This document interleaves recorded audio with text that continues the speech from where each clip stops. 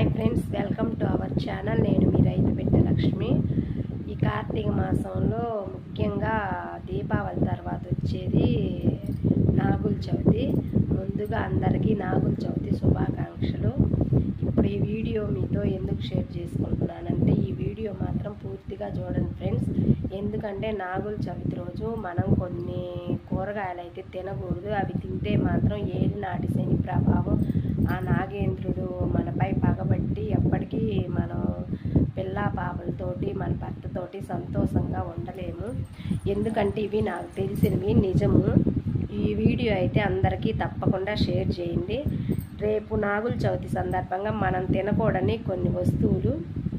మొదటిది మునక్కాయ అసలు తినవాకండి. తర్వాత పొట్లకాయ తినకూడదు. నెక్స్ట్ వచ్చేసి సొర్రకాయ తినకూడదు. తర్వాత గోడు చిక్కుడుకాయ తినకూడదు. తర్వాత గుడ్డు. ఇవి మాత్రం దయచేసి అస్సలు తినకాకండి. ఇవి తింటే మాత్రం ఖచ్చితంగా మనకి ఏలినాటి శని, ఆ నాగేంద్రుడి కరుణా కృప మనపై ఎప్పుడూ ఉండదు. ఇవి మాత్రం అసలు తినకండి ఫ్రెండ్స్. వీలైనంత వరకు పప్పు చేసుకోండి, లేదంటే మిగతా కూరగాయలు ఏవైనా తినొచ్చు.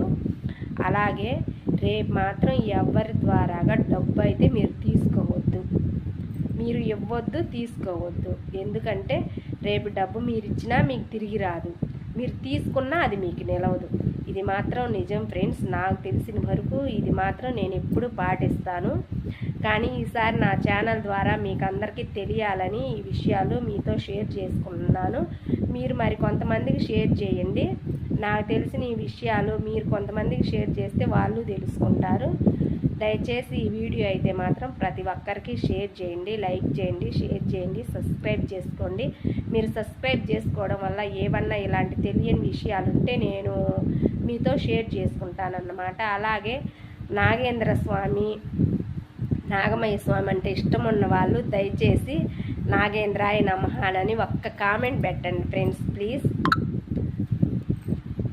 ఇంకా ఇలాంటివి కొన్ని తెలిసినవి మీకు ఫుల్ వీడియోలో షేర్ చేసుకుంటాను.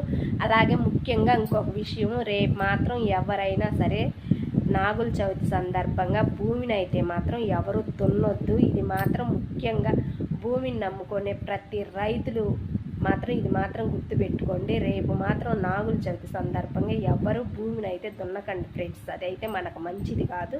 పంటలు బండవు, ఆ నాగేంద్రుడు మనపై పగబడతాడు. భూమిని మాత్రం అస్సలు కదిలియొద్దు.